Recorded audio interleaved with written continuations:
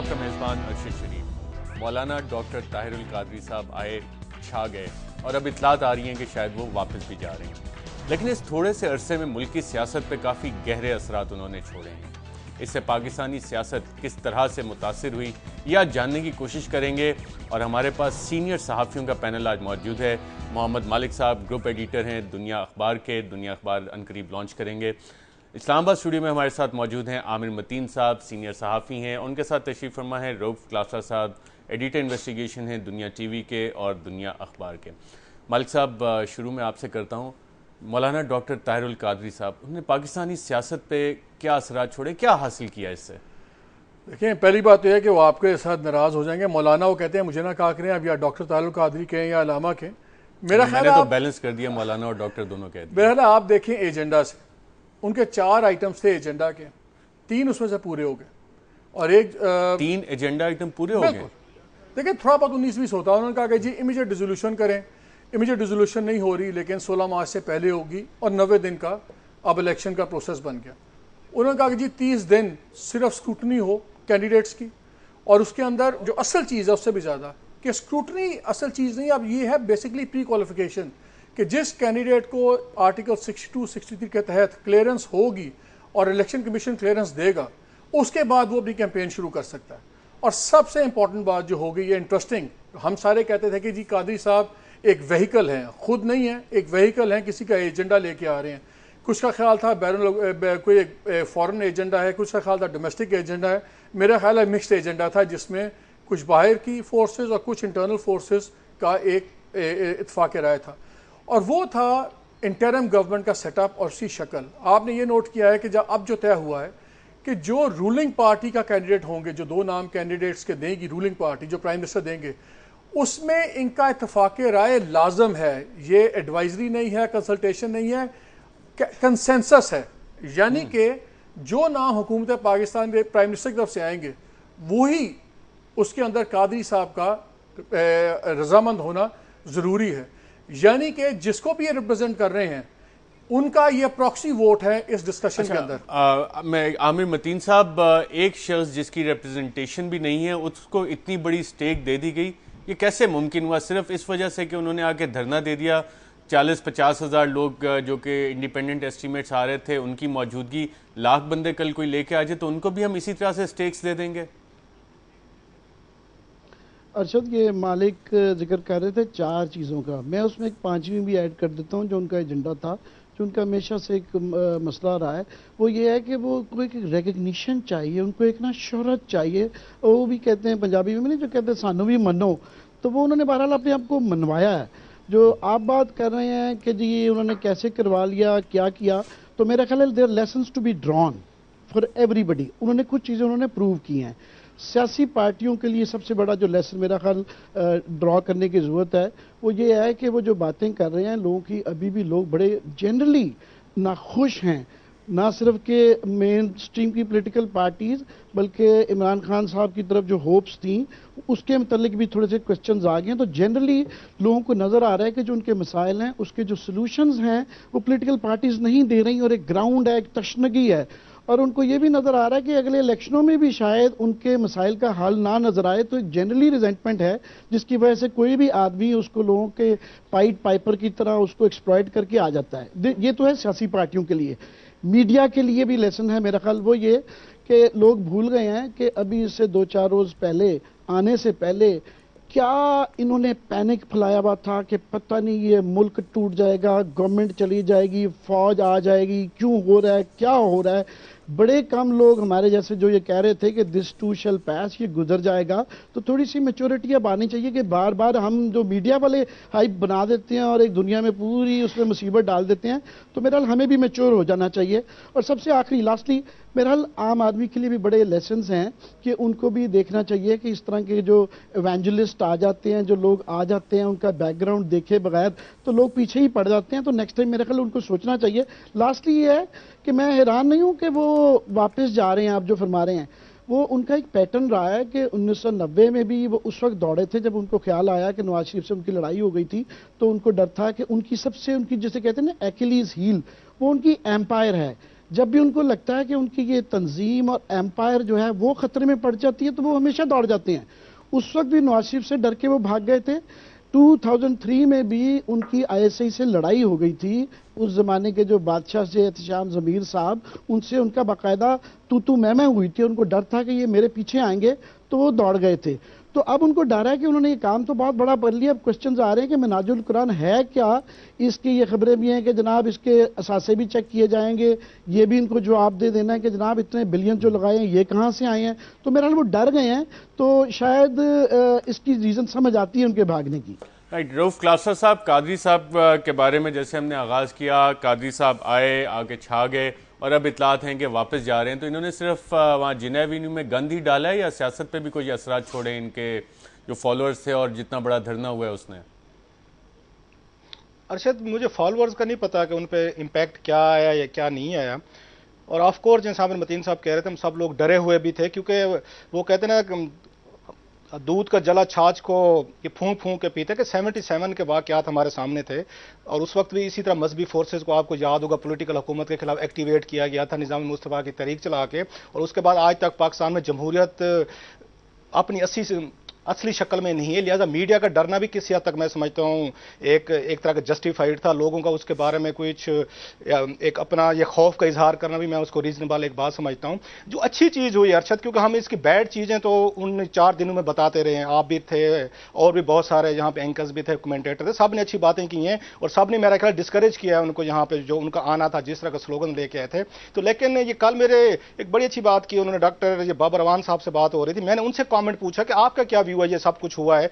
तो उन्होंने मेरा ख्याल बड़ा कंसाइज सा फिक्रा कहा। तो उन्होंने कहा जी कि इस पूरे अमल से सबको सीखने की जरूरत है कि कैसे कहां से शुरू हुआ काम और कहां पे जाके एंड हुआ है। जो अच्छी चीज मैं कहूंगा अरशद इसमें हुई है कि कम अज कम जो ये 2 पॉलिटिकल पार्टीज थी जिन्होंने एक इस मुल्क को एक तरह का, मैं समझता हूं कि इन्होंने डिलीवर नहीं किया पिछले 5 सालों में, उसने आके दबाव डाला है, सोसाइटी को सेंसिटाइज किया है, मीडिया को आके उन्होंने आके सेंसिटाइज किया कि बहुत सारे इश्यूज हैं जिन पे बात करने की जरूरत है। इसलिए इस प्रोसेस को जाया नहीं समझना चाहिए।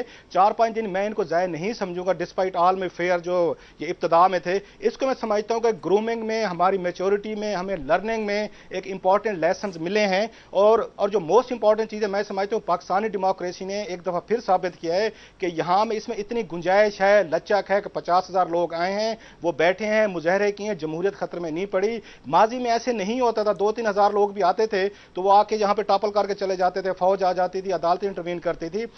इसलिए पाकिस्तानी जमहूरियत मजबूत हुई है इस प्रोसेस से। और मेरा ख्याल है पॉलिटिशियन ने इनको टांट करने की, मैं तो नहीं टांट करूंगा कि पीपल्स पार्टी की हुकूमत ने इनको अच्छे तरीके से हैंडल किया है। इवन नवाज शरीफ साहब ने भी जिस तरह का वहां पर इजलास बुलाया रेमंड में, वो भी मैच्योरिटी को शो करता है। उस पर भी दबाव पड़ा है मेरा ख्याल उन फोर्सेज पे जो चाहती थी कि पाकिस्तान में हुकूमत डिरेल हो, अपोजिशन ने और इन हुकूमत ने। तो मैं समझता हूं despite all their ills, poor governance, bad governance, corruption के, इनएफिशिएंसी के, कम से कम इस मसले को उन्होंने बेहतर तरीके से टैकल किया है।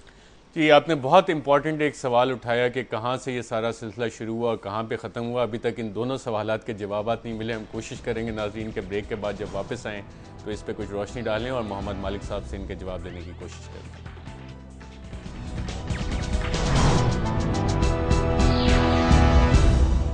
वेलकम बैक नाज़रीन। हम ये जानने की कोशिश कर रहे हैं कि मौलाना डॉक्टर ताहिरुल कादरी साहब कहाँ से आए और कहाँ से इनके सारे धरने का सिलसिला शुरू हुआ और ख़त्म कहाँ पे हुआ और अब इसके असरात क्या होंगे। मालिक साहब, आप इन चीज़ों पे काफ़ी गहरी नज़र रखते हैं, ये अब आगे होगा क्या और क्या अचीवमेंट क्या हुई है? इंटरिम गवर्नमेंट पे कोई असर पड़ेगा इसका? देखिए, मैं तो प्रोग्राम से भी कहता रहा, उनके इंटरव्यू में भी बात की, मेरा तो बड़ा क्लियर है कि सारी गेम थी इंटरिम गवर्नमेंट की शक्ल कंट्रोल करने की और ये कि जो आइंदा इलेक्शंस आ रहे हैं इसमें कैंडिडेट्स पे किस तरह असरअंदाज हुआ जाए। जो की डिमांड्स मैं बता रहा हूँ, एक कि उनका कंसेंसस होना ज़रूरी है और दूसरा प्री क्वालिफिकेशन। जो सबसे बड़ी चेंज है कि जी जब तक आप इलेक्शन कमीशन नहीं करेगा, ओके नहीं करेगा, आप अपनी कैंपेन नहीं चला सकते। देखिए, ये जो नेगोशिएशंस हुई हैं, अभी रऊफ बात कर रहे थे डेमोक्रेसी मैच्योर, मैं विद ऑल ड्यू रिस्पेक्ट मैं एग्री नहीं करता, क्योंकि इनमें से किसी ने मैच्योर नहीं किया। ये गर्दन पे घुटना जिसको कहते हैं ना रखा गया तो एक्शन आया। 4 दिन तक किसी को औरतें, बच्चे, ये सब कुछ नज़र नहीं आया। लास्ट टाइम आप मुझे बता दें जती उमरा में कब मीटिंग हुई थी? एक तरफ मियाँ साहब ने कहा कि ताहिरुल कादरी मदारी है, लेकिन दूसरी तरफ कब आखिरी बारी फजलुर रहमान और बलोचिस्तान की लीडरशिप, सारी ऑपोजिशन लीडरशिप, और उसके बाद उन्होंने रिजेक्ट किया। उन्होंने ये नहीं कहा कि इससे बात करें, उन्होंने कहा जी बिल्कुल करें। एक दिन पहले तक सारे फेडरल मिनिस्टर्स उनका तमस्खुर उड़ा रहे थे, मजाक बन रहा था। आखिरी दिन जब डेडलाइन आई 1.5 घंटे की, उसके बाद सडनली हमने देखा कि 40 मिनट के अंदर एक डेलीगेशन, बड़ी इंटरेस्टिंग बात यह अरशद, पहले डेलीगेशन बना 3 बंदों का, और जब निगोसिएशन शुरू हुई तो वो 10 बंदों का डेलीगेशन बन गया था, और हर पार्टी की, और आपको पता लग गया था कि ये अब निगोसिएशन वाला डेलीगेशन नहीं है, ये डेलीगेशन है सिर्फ ओनरशिप देने वाला। तो चीजें तय हो गई थी उस कंटेनर से बाहर, उस कंटेनर से बाहर। बिल्कुल, देखें इस तरह की जब मुआहदे होते हैं, नेगोशिएशन तो सबके सामने कंटेनर के अंदर हुई है। मेरा बड़ा सिंपल सा सवाल ये उठता है कि जी एक मुआहदा हो गया, पहले तो कादरी साहब ने अपना स्टेटस एलिवेट किया, इधर से उन्होंने साइन किया, तो उसे प्राइम मिनिस्टर से साइन करवाया, मजाक नहीं है। एक मिनट, ठीक है ना? यानी कि आप कह रहे हैं कि कादरी साहब का वही स्टेटस था जो प्राइम मिनिस्टर का उन्होंने कहाँ गेम खेली, उन्होंने कहा जी उधर से प्राइम मिनिस्टर ने साइन किया, तो उसे कादरी साहब ने साइन किया। एक तरफ उनका तमस्खुर हो रहा है, दूसरा किया। सवाल ये उठता है कि इस तरह के जो कॉन्ट्रैक्ट्स होते हैं उनकी वैल्यू क्या है। सवाल उठता है कल को गवर्नमेंट मुकर जाए फिर क्या होगा, दोबारा तो नहीं मार्च होगी इस तरह एकदम। जाहिर है ये मार्च की गारंटीज इस तरह के कॉन्ट्रैक्ट ही कोई देता है। जब मियाँ साहब गए थे 10 साल, आपको याद है जब वापस आए थे तो एयरपोर्ट से जहाज में बंडल ऑफ करके भेज दिया गया था, इसलिए कि जिन्होंने गारंटी दी हुई थी उन्होंने अपना रोल प्ले किया। फिर अगली बारी जब बीबी आई तब उन्होंने कहा कि जी बीबी आ रही है तो इनको भी आने दिया जाए। ये कॉन्ट्रैक्ट्स इस मुल्क कादरी के साहब की गारंटी किसने दी है? मैं वही आ रहा हूँ। मैंने जब मुझसे इंटरव्यू में पूछा कि आपको किन की गारंटीज मंजूर हैं, तो उन्होंने कहा कि जी या मुझे फौज की गारंटी काबिल कबूल है या अदलिया की। अब आप ये देख लें कि माजी में गारंटीज कौन देता रहा है। किसने गारंटी दी तो मियाँ साहब ने अपनी मार्च कॉल ऑफ की थी, किसने गारंटी दी थी तो बीबी ने अपनी मार्च कॉल ऑफ की थी। जाहिर है इस तरह के contracts behind the scenes guarantees हुई हैं, बिहाइंड द सीन्स बातें हुई हैं, और वही गारंटर अब भी होंगे। इसलिए ये कहना कि जमहूरी खबर दे रहे हैं, एनालिसिस दे रहे हैं। सर एनालिसिस है लेकिन बड़ी कॉमन सेंस की बात है ना। आप हिस्ट्री से लेसन लेते हैं, आप पैटर्न्स देखते हैं। वो अंग्रेजी में एक फिक्रा होता है, there is a method to madness. ये जितनी मैडनेस थी इसमें एक मेथड था। खाली इस एनालिसिस में खबर भी है। रऊफ क्लासा साहब आप तो कह रहे थे कि जमहूरियत खतरे में नहीं है और जमहूरियत बहुत मैच्योर हो गई है, और जो मालिक साहब ने बातें बताई हैं बड़ी इंटरेस्टिंग बातें कि 1.5 घंटे में 10 बंदों की टीम भी हमारी बन जाती है, पहुंच भी जाती है, और नेगोशिएशंस कंटेनर के अंदर नहीं कंटेनर के बाहर हो रही थी। आप इसको एग्री करते हैं? यार अरशद, मैं भी एक अंग्रेजी की मिसाल कोट करूंगा मालिक साहब से। माजरत के साथ मेरे एडिटर रहे हैं और अभी फिर मेरे एडिटर बनने वाले हैं उसमें अंग्रेजी अखबार में। मैं ज्यादा वो आपके जवाब पे डिपेंड करेगा, वो आपके जवाब पे वो कहते हैं ना अंग्रेजी की मिसाल, it's very easy to be wiser after the event हो चुका है और सारी चीजें हमारे सामने, एनालिसिस करना बड़ा आसान है। हम अब ब्लेम भी कर सकते हैं। आप उस जाएं सिचुएशन में जाएं जो उस वक्त की सिचुएशन थी, और मेरा ख्याल पूरा इस्लामाबाद खौफजदा था। ये सारे मेरे दोस्त मानेंगे और सारे मेरे सीनियर मैन के साथ काम किया है, और पूरा मुल्क खौफजदा। पर्टिकुलरली मैं कहता हूं उसकी रीजन है कि लाल मस्जिद हमारे सामने थी, और कुछ हमें, और जिस तरह रहमान मलिक साहब जबान यूज कर रहे थे, थ्रेट्स आ रही थी, तो एक तरह का खौफ था। एक तरफ आप एक्सट्रीम देखें कादरी साहब की थी, और जिनका कोई एजेंडा का, जैसे हम सब इस बात पे एग्रीड है, हमें समझ नहीं आ रही थी इनको लॉन्च किसने किया है, कौन इनको रिमोट कंट्रोल से इनको मैनेज कर रहा है, इनके पीछे फोर्सेस क्या है। अभी समझ आ गया जी मलिक। रऊफ मेरा एक सवाल है, आप भी और आमिर दोनों इस पे मुझे चाहिए इनपुट आप दो। देखें, अगर आप कादरी साहब का तमाम बिहेवियर देखें 23 दिसंबर से लेके, जब भी वो डिमांड देते थे और साथ उसके टाइम टेबल निगोशिएशन का देते थे, वो इतना अनरियलिस्टिक निगोशिएशन टाइम टेबल था कि आपको पता था कि निगोशिएशन चाहते ही नहीं है। जितनी बारी हुआ है, चाहे वो वहां आए, ये कंटेनर 5 मिनट में हटा दो, अब यहां होगा वरना ये होगा। जब इन्होंने ये दिया 1.5 घंटा है आप हमारे पास, आपका क्या ख्याल है कि जब इतने अनरियलिस्टिक निगोशिएशंस की क्यों आती थी? बिकॉज इश्यू यही था कि कन्फ्रंटेशन चाहते हैं। आपका क्या ख्याल है? मेरा सवाल यह है कि जब सुबह 3 बंदों का डेलीगेशन बनता है और फिर तमाम पार्टीज का डेलीगेशन बन जाता है, वही एक गिव अवे नहीं है। नहीं मालिक साहब, एक बात आप मानेंगे, अप्रिशिएट करेंगे, मालिक साहब आपको याद दिलाना चाहूंगा कि आप एंकर नहीं रहे हुए हैं, आप भूल जाते हैं। नहीं, एंकर भी है, हम लोग एक डिस्कशन कर रहे हैं, सारे सहाफी हैं, सो हम लोग एक दूसरे समझ रहे हैं, एनालिसिस और खबर जाते हैं, सवाल करना शुरू करते हैं, इनको जवाब देने के लिए बुलाया गया, ये भूल जाते हैं बीच में। उस सवाल में भी एक जवाब इन्होंने दिया है मालिक साहब ने, सवाल के अंदर भी एक जवाब तो छुपा हुआ है उनका। ये आमिर साहब बिलो द बेल्ट आपने अटैक किया वैसे। अच्छा जी, आमिर मतीन साहब देखें, मालिक साहब ने जो बात की है, बात बहुत इंटरेस्टिंग की आमिर मतीन साहब।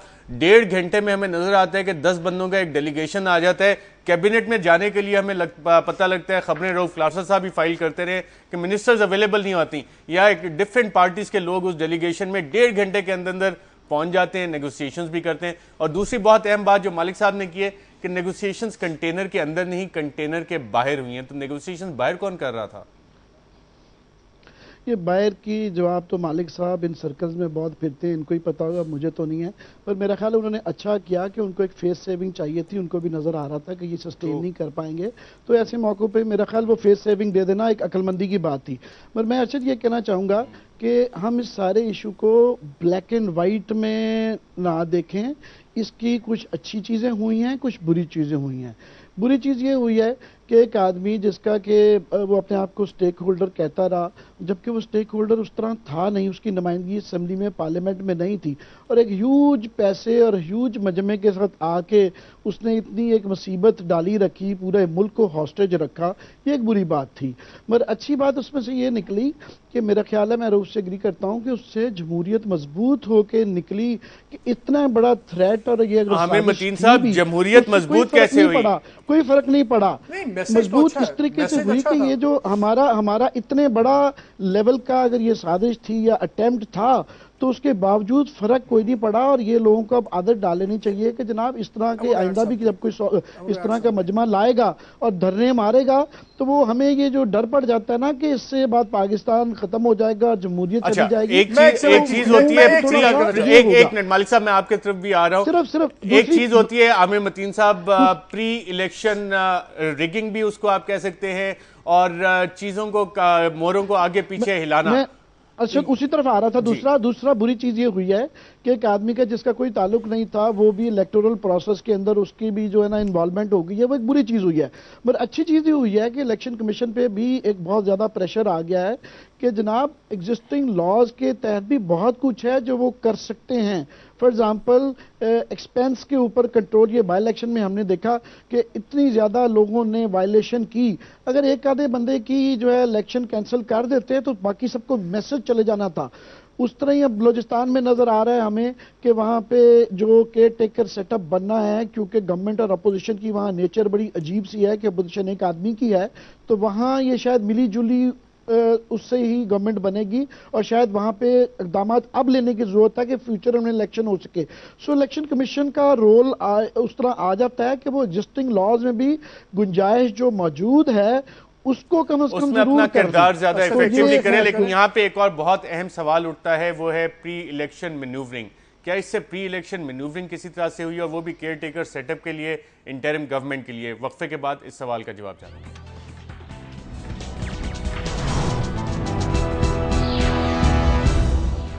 वेलकम बैक नाज़रीन। जो एग्रीमेंट हुकूमत के साथ साइन हुआ ताहिरुल कादरी साहब का, उस पर एक सवाल ये भी उठता है कि कहीं ये प्री इलेक्शन मैन्यूवरिंग और मैनिपुलेशन तो नहीं है? मालिक साहब, आपकी क्या टेक है इस सवाल पे? देखिए, मैं तो बड़ा क्लियर हूँ। मेरा तो ख्याल ये है कि जो एजेंडा था ताहिरुल कादरी का ऑन बिहाफ ऑफ स्पॉन्सर्स, वो ही था इतना। वो ये नहीं था कि गवर्नमेंट गिरा दो, वो ये नहीं था कि कोई और हो जाए। ये तो हमारे खौफ थे, और जो एक ज़ाहिर आपने एक प्रेशर टैक्टिक था, क्रिएट किया गया था उनकी तरफ से भी, मीडिया की पैनिक की वजह से भी। लेकिन एजेंडा यही था कि आप आएँ, आप इंटरिम गवर्नमेंट की शक्ल कंट्रोल करें, और एक ऐसा प्रोसेस इनिशिएट करवा दें जहाँ पे आप कैंडिडेट्स देखें। फॉर एग्जांपल, अगर मैं एक स्पॉन्सरिंग एजेंसी हूँ और मैंने अब 1 महीना है, अगर मैं नहीं चाहता अर्शद साहब आप आएंगे, तो सडनली आपके ऊपर फाइलें भी निकल आएंगी, बड़ा मटीरियल निकल आएगा।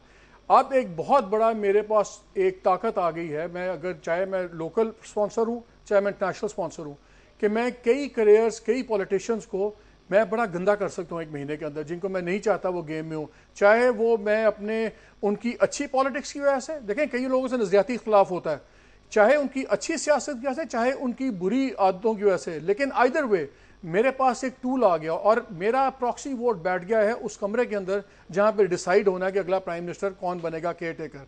तो मेरा ख्याल है ये कहना कि कादरी साहब कोई नाकाम हो गए हैं, डिस्पाइट माई जो भी मेरे उनसे एतराज़ात हैं, उनका मेरे नज़दीक एजेंडा ही ये था कि आप ये कंट्रोल करें इंटरिम गवर्नमेंट की शक्ल, प्राइम मिनिस्टर की ख़ास तौर पे।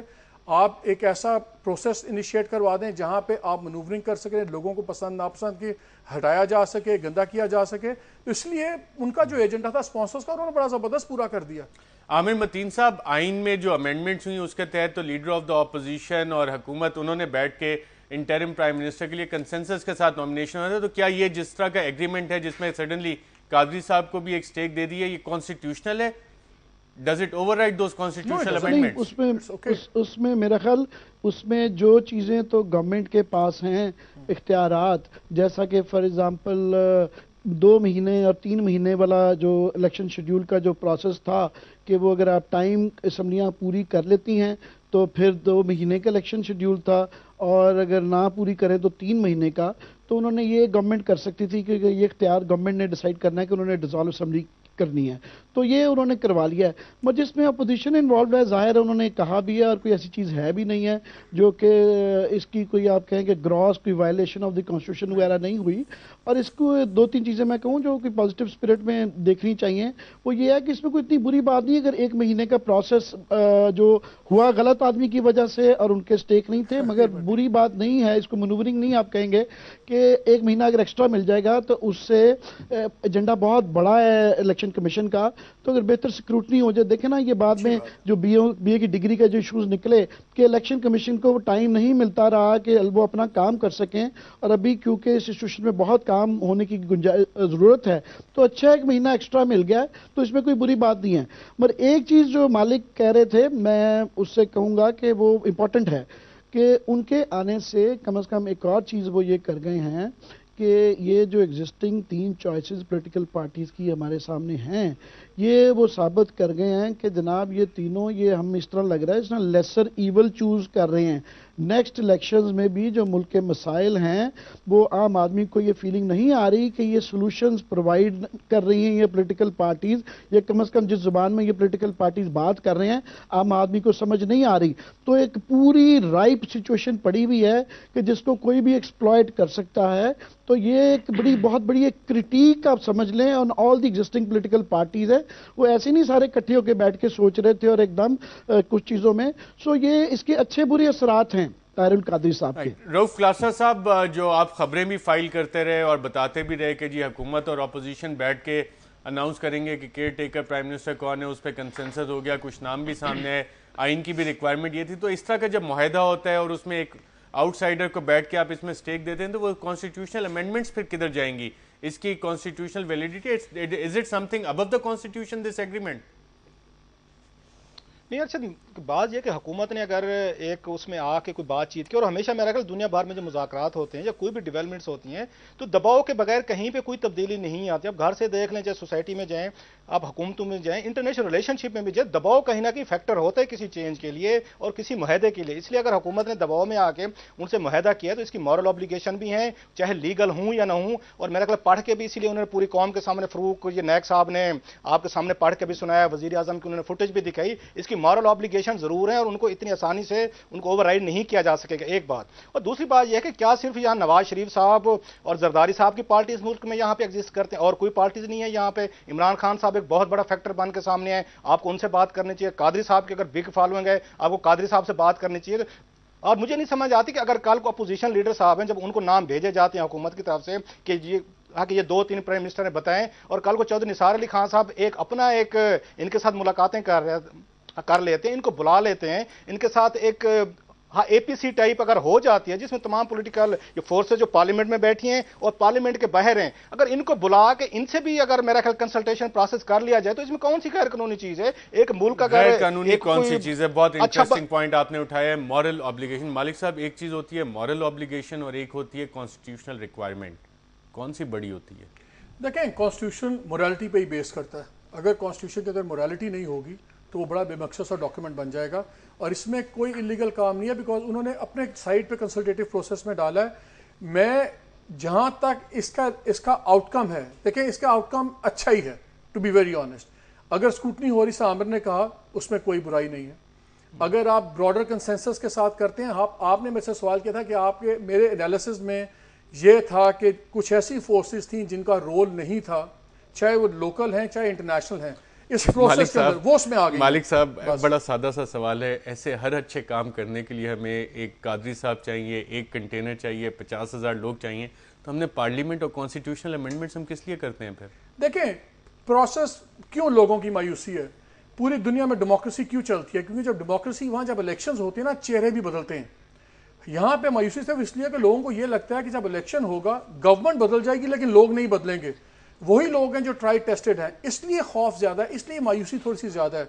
मेरा ख्याल है अगर ये प्रोसेस हो जाए, ये स्क्रूटनी वाला प्रोसेस हो जाए, शायद कोई ऐसे लोग जो जिनको नहीं होना चाहिए, जाली डिग्रियों वाले, अगर आप जाली डिग्रियों वालों से ही बच जाएं, अगर आप नोन लोग हैं जो से डिफॉल्टर्स हैं, नोन लोग हैं जिनके नोन क्रिमिनल्स हैं, वो उनसे अगर आप बच जाए तो वही बहुत बड़ी डेवलपमेंट होगी। अगर मैं कहता हूं फरिश्ते नहीं चाहिए लेकिन कम से कम नॉन डेविल्स आपके पास ना हो। एक छोटा सा कमेंट अरशद, मैं आपके सवाल पे एक छोटा सा कमेंट करना चाहूंगा, क्योंकि बार बार आप ये कह रहे हैं कि शायद ये सारी चीजें जो कॉन्स्टिट्यूशन में आ जाए, कॉन्स्टिट्यूशन को चेंज नहीं किया जा सकता या दबाव नहीं डाले जा सकते। 2-3 मिसालें दूंगा। आप अन्ना हजारे साहब की आप देखें, वहां पे उन्होंने इंडिया में बहुत बड़ी मूवमेंट लॉन्च की, वहां की हुकूमत ने भी, वहां की पॉलिटिकल फोर्सेज ने भी जाकर उनके साथ मुआहदे किए कि ओके फाइन, आप बहुत सारे लोग लेके हैं, आपका एक दबाव है, आपका एजेंडा है। पार्लियामेंट के बाहर थे वो, कोई पॉलिटिकल फोर्स नहीं थे। अन्ना हजारे साहब उनके साथ है, उन्होंने एग्रीमेंट किया कि ओके फाइन, हम पार्लियामेंट में चेंजेस लाने को तैयार हैं। आपको याद होगा जब इराक पार्लियामेंट में चेंजेस लाने, पार्लियामेंट में चेंजेस लाने, एक फर्क है, पार्लियामेंट में चेंजेस, अच्छा देख सके वो ठीक नहीं है। वहां पे किसी ने कुछ दबाव आ रहे हैं, वहां पे रऊफ बासु ने स्पेस देनी चाहिए नेगोशिएशन की। रऊफ वहां पे किसी ने अन्ना हजारे को मदारी नहीं कहा था, किसी ने अन्ना हजारे की नकलें नहीं उतारी थी, किसी का वो मजाक नहीं था। वहां पे जो जमहूरियत में बड़ा फर्क है, दोनों साइड से डेमोक्रेटिक, हमारी जमहूरियत में जहां पे एक तरफ इनका धमकियां अमेज रवैया था कादरी साहब का, दूसरी तरफ तमस्खुर अमेज रवैया था, और दोनों को एक पेज पे लाना। अन्ना हरारे साहब का भी इसी तरह का, उन्हें आप उठा के देखें, उन्होंने भी थ्रेट्स की हुई हैं कि अगर आपने हमारे आके आप मुज़ाकरात ना किए, हमारे कंडीशन को आपने अपने एजेंडे में डाला, उन्होंने भी थ्रेट्स की हैं। नाज़रीन, यहाँ पे हम एक वक्फा लेते हैं, वक्फे के बाद जब वापस आएंगे तो इससे लिंक्ड एक दो और बहुत अहम सवालात हैं।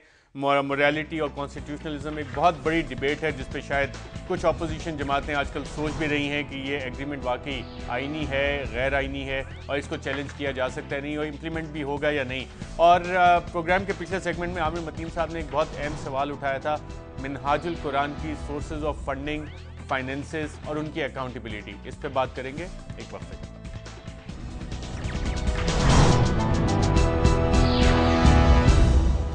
वेलकम बैक नाज़रीन। बात हो रही थी कि मिनहाजुल कुरान ने इस धरने में कितना पैसा खर्च हुआ और उसकी जो सोर्सेज ऑफ फंडिंग है उस पर भी सवालात उठे हैं। आमिर मतीन साहब, आप सियासी जमातों की सोर्सेज ऑफ फंडिंग, उनके इलेक्शन अखराजात, उस पर भी रिपोर्टिंग करते रहे। इस सारी एक्सरसाइज में जिसको कि नवाज शरीफ साहब कहते हैं कि ये सर्कस था, कितना खर्चा आया होगा? वो इसका तो बड़ा ही मुश्किल है, मगर जो बिलियंस के फिगर आ रहे हैं वो, मगर आपने गौर किया है कि उन्होंने जो आपस में एग्रीमेंट करवाया उसमें ख़ास तौर पे ये चीज़ करवाई है कि जी एक दूसरे की पार्टी के सारे केसेस वगैरह नहीं होंगे। उनको ये डर था कि ये चीज़ आएगी तो उन्होंने एग्रीमेंट में ये चीज़ शामिल करवा ली है। पर मैं समझता हूँ ये वो कोई ऐसी चीज़ नहीं है जो कि रुकनी चाहिए इस एग्रीमेंट की वजह से। बिल्कुल हमें पता होना चाहिए कि इसकी सोर्सेज ऑफ फंडिंग कहाँ से थी, कहाँ से पैसा आया, और मिनहाजुल कुरान की फंडिंग कहाँ से आ रही है, कैसे वो है, इस पे बड़े अरसे से, क्योंकि ये पॉलिटिकल रेडार से दूर थे, किसी की नज़र नहीं पड़ी, मगर अब क्योंकि ये सियासत में बाकायदा आ गए हैं तो मेरा ख्याल ये होनी चाहिए। मगर एक और अशद बात जो मैं करना चाह रहा हूँ, जो आपने ब्रेक से पहले एक बड़ी इंपॉर्टेंट बात कर रहे थे, इखलाकियात की, मेरा ख्याल है कि